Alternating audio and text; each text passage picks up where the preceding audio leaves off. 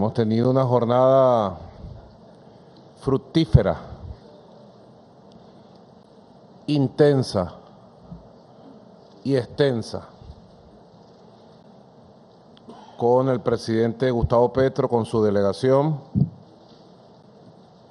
Hemos conversado diversos temas de la cooperación bilateral entre Colombia y Venezuela, dos países que tenemos una marca en la historia, una marca para la hermandad y el entendimiento. Y además tenemos un destino común, sin lugar a dudas. Colombia y Venezuela, si algo tenemos, es un destino común entre nuestros pueblos. Y los gobiernos estamos obligados, en la diversidad de nuestras visiones, siempre a trabajar por el bien común de Colombia, por el bien común de Venezuela. Hemos conversado ampliamente sobre las relaciones comerciales, sobre las relaciones económicas, sobre los nuevos pasos hacia una apertura total y asegurada de las fronteras entre Colombia y Venezuela. Hemos conversado sobre la seguridad y el funcionamiento debido y correspondiente de esa frontera. Hemos conversado sobre el fortalecimiento de la cooperación entre monómeros, Pequibem y todo el trabajo que tiene que ver con el tema de los fertilizantes.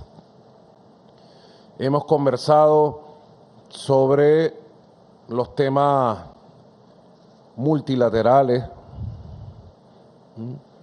el reingreso de Venezuela a la Comunidad Andina de Naciones, la CAM, buena noticia para Sudamérica, buena noticia para la CAM, sobre los pasos en función de una reconsideración del sistema interamericano de derechos humanos. He sido muy receptivo y así será en el transcurso de las próximas semanas en relación a este interesante tema planteado por el presidente Gustavo Petro. Hemos conversado sobre el fortalecimiento de la Comunidad de Estados Latinoamericanos, la CELAC. Hemos conversado sobre los planes para la recuperación del Amazonas, el fortalecimiento de la Organización del Tratado Amazónica Suramericano. Hemos conversado sobre la necesidad de llevar una posición común como América del Sur, como América Latina y el Caribe a la COP27 en Egipto, y todos los temas del cambio climático como temas fundamentales hoy por hoy de supervivencia de la especie humana. Y bueno, hemos avanzado en diversos temas que tienen que ver con el fortalecimiento de la visión multilateral desde nuestro continente y en general hacia el sistema de Naciones Unidas. Tenemos un conjunto de temas importantes sobre los cuales vamos a trabajar de aquí en adelante en materia comercial, en materia económica, en materia de seguridad fronteriza, en materia de lucha contra el narcotráfico, bueno, y en materia de seguir fortaleciendo nuestras relaciones diplomáticas, las relaciones consulares, el buen tratamiento de la población migratoria, de la población que migra de Colombia a Venezuela, de Venezuela a Colombia. Así que bueno, yo pienso que ha sido un primer encuentro fructífero, verdaderamente auspicioso, con buenos resultados y seguramente de aquí en adelante, en lo que resta de este año 2022, habrá buenas noticias para ambas poblaciones y seguramente iremos encaminando del 2023 en adelante los pasos de integración y de fortalecimiento entre las relaciones de nuestros pueblos, de nuestros gobiernos y de nuestros dos países. Presidente Gustavo Petro, usted siempre será muy bienvenido a la patria de Bolívar, a nuestra hermosa patria. Gracias, muchas gracias. Palabras del excelentísimo señor Gustavo Petro, presidente de la República de Colombia. Gracias, señor presidente de la República Bolivariana de Venezuela, Nicolás Maduro Moros. Primera combatiente, Cilia Flores de Maduro y sus hijos, Nicolás, que se llama como mi hijo y nacieron en la misma fecha.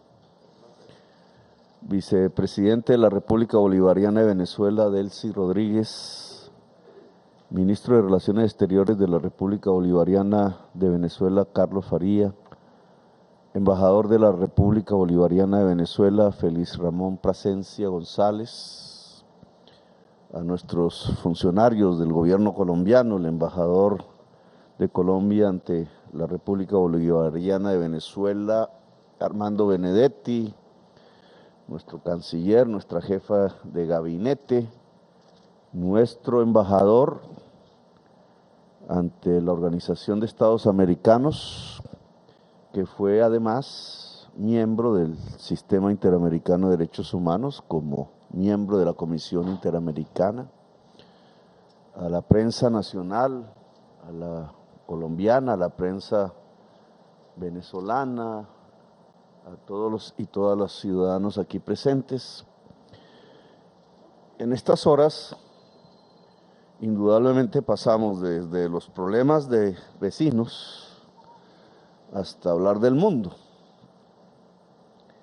y sus problemas también cada vez más agobiantes. Es antinatural, en términos más humanos diría antihistórico, el que Colombia y Venezuela se separen. Alguna vez ocurrió en un mal momento.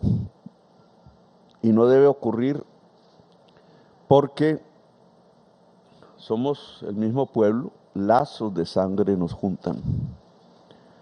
Es difícil diferenciar en las herencias de los colombianos, sobre todo en la frontera, de los venezolanos que recibieron a millones de colombianos hace décadas aquí.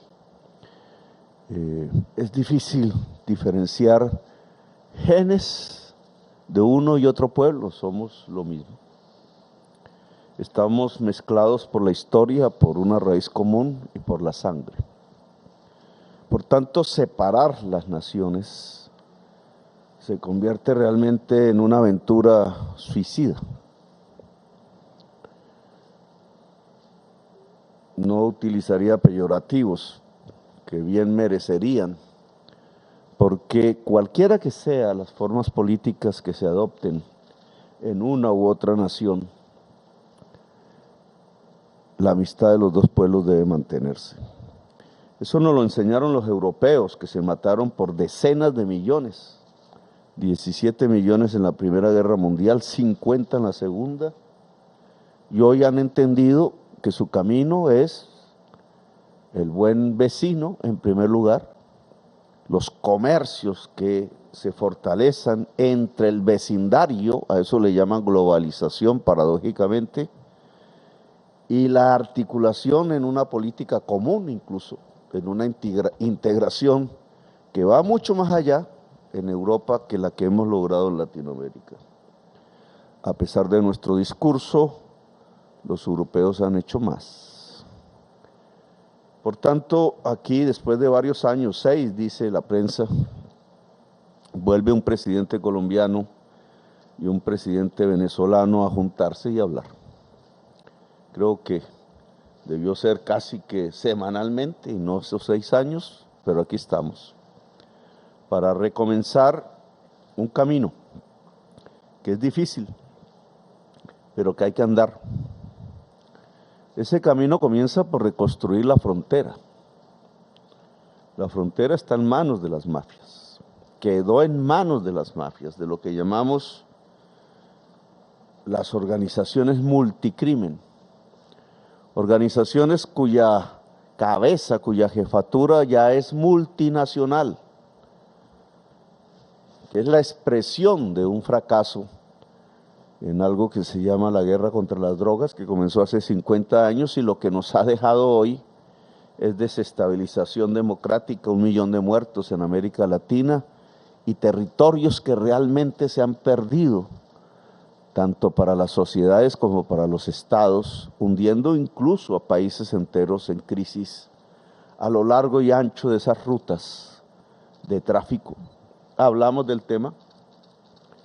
Vamos a reconstruir incluso las relaciones que había a nivel de inteligencia para poder golpear, ya no tanto al obrero del narcotráfico que por ahí anda, sino a los dueños del capital, que son los que casi nunca se han golpeado, que son peligrosos para la estabilización política, que además demanda, ojalá, una gran conferencia latinoamericana de presidentes para reexaminar el fracaso que en las últimas 5 décadas hemos cometido. No nos ha dejado sino muertos, sangre, cárcel. Muertos aquí y muertos en los Estados Unidos.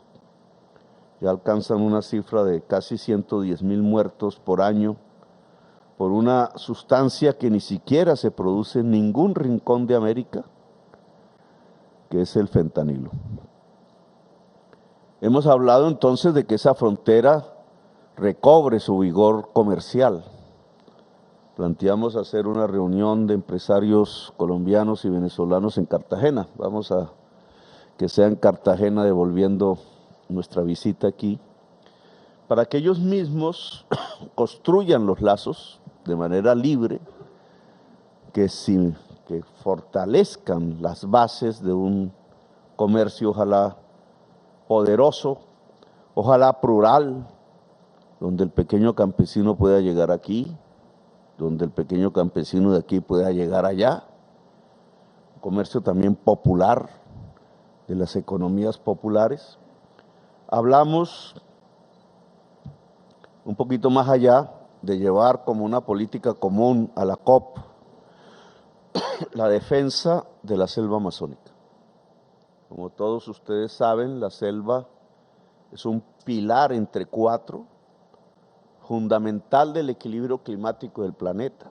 Hoy en peligro el equilibrio y en peligro la especie humana, porque si se pierde ese equilibrio, desaparece la humanidad del planeta y toda la vida, en un proceso que tenemos que detener y que tiene que ver con un sistema económico que usa intensivamente, y de eso hemos vivido tanto Venezuela como Colombia, del petróleo y del carbón, de los combustibles fósiles.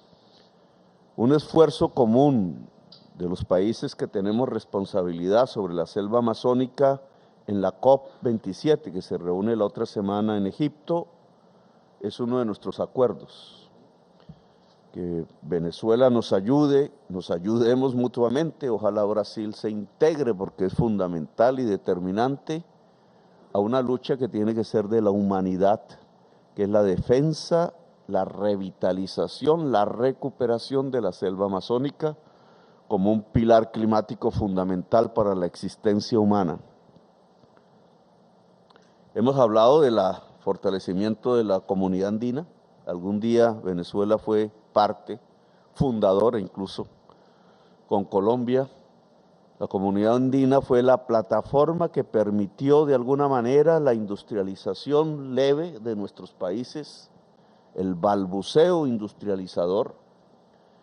Al debilitarse, se debilitó los procesos de industrialización y terminamos en una situación negativa para todos los países que hicimos parte de esa comunidad andina.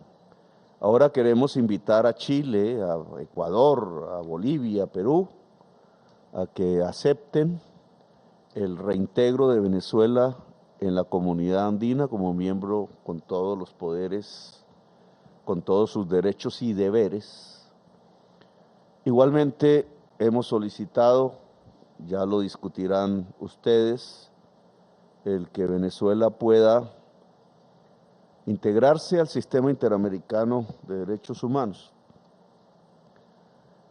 El sistema interamericano de derechos humanos en la práctica es la democracia liberal. Esta es la Convención Americana.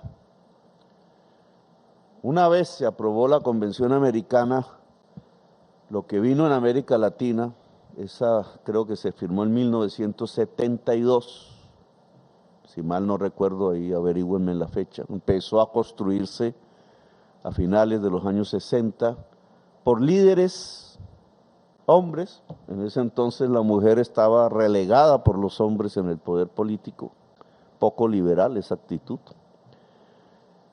por hombres que hicieron una convención con los fundamentos de la democracia liberal, y al año siguiente lo que vino fue el golpe de Estado contra Salvador Allende, o sea, la destrucción total de la democracia, incluso en los preceptos más liberales y fundamentales, la dictadura de Pinochet. Y ahí, a partir de ahí, durante décadas, tres, las dictaduras y las guerras revolucionarias por otro lado, que dejaron millones de latinoamericanos en el exilio, y que solo tiempo después, en Uruguay y Venezuela, pudieron cerrar para abrir una nueva fase, que era la de el ascenso político pacífico al poder. Fase con sus más, fase con sus menos, que aún hoy vivimos. Yo soy incluso una demostración física de este nuevo periodo. Pero hoy, ante la barbarie que se desata en el mundo, ante el avance de los fascismos, del autoritarismo, de los éxodos que son respondidos con balas en las fronteras, tanto en Europa, donde nació la palabra democracia, y cerca de donde nació la ciudad de Atenas, el mar Mediterráneo se ha convertido en una fosa común. Pero también aquí en nuestra América, cuando se cruza por el Darién, cuando se cruza por México, cuando se llega al río Bravo, que va mostrando la plena vigencia para el progresismo del mundo y sobre todo de América Latina, de defender los viejos preceptos. Ahora nosotros tendríamos que defenderlo de la Convención Americana y del Sistema Interamericano de Derechos Humanos. Y por eso le hemos pedido a la República Bolivariana de Venezuela fortalecer ese sistema,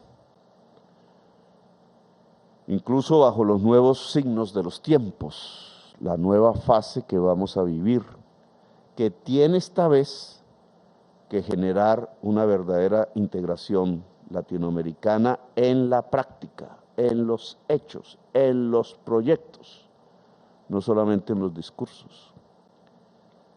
El mundo hoy nos mira, en cierta forma América Latina, precisamente por la barbarie que crece, por los tiempos políticos y las tensiones que genera la crisis climática y la incapacidad hasta ahora del mundo que provoca la crisis climática de resolverla, no encuentra más que la guerra, guerra y guerra, no encuentra más que la xenofobia, no encuentra más que retornar a Mussolini y a sus ideas. Es América Latina la que hoy es un faro de la democracia mundial. Antaño, Bolívar quizás es un ejemplo de eso. Seguimos ideas, tradujimos a la luz de la vela las palabras del francés con un diccionario para encontrar lo que eran las nuevas teorías democráticas, y nos levantamos en armas en ese entonces y ganamos, pero no aplicamos las teorías. Hoy no seguimos, hoy no hay nada que seguir, nada en el mundo nos está diciendo tradúzcanme con el esfuerzo de la luz de las velas o de las luces hoy LED. Ahora nos toca a nosotros. Hoy en cierta forma vamos solitarios, pero podemos ser una antorcha, un faro, si queremos. Y creo que nos corresponde el turno de ser faro. Y en esa medida, integrarnos, ubicar los cauces de la democracia, vincularnos al pueblo sin el cual nada es posible y poder alumbrar otra vez un siglo de las luces que se necesita, porque si no aparece un siglo de las luces en este siglo XXI, lo que viene es la extinción. Y entonces tenemos un papel que cumplir, un esfuerzo que hacer. Y por eso nuestras solicitudes a nuestra hermana república y vecina, a nuestro pueblo común, de juntarnos en este esfuerzo que comienza, que debe hacer y debe construir historia mundial, para lo cual tenemos que ser audaces, dialogantes, seductores, abiertos, amplios, porque no tenemos ninguna receta sobre la cual guiarnos. La única, el instinto, la única, nuestro propio pensamiento, la única, nuestra propia histórica, la única, la experiencia mundial. Sobre ellos, prender la antorcha para gritar democracia y libertad. Y esa es nuestra invitación. Así que gracias por estas horas y seguiremos en estas discusiones, debates y encuentros de una hermandad que nunca debió ser quebrada. Gracias.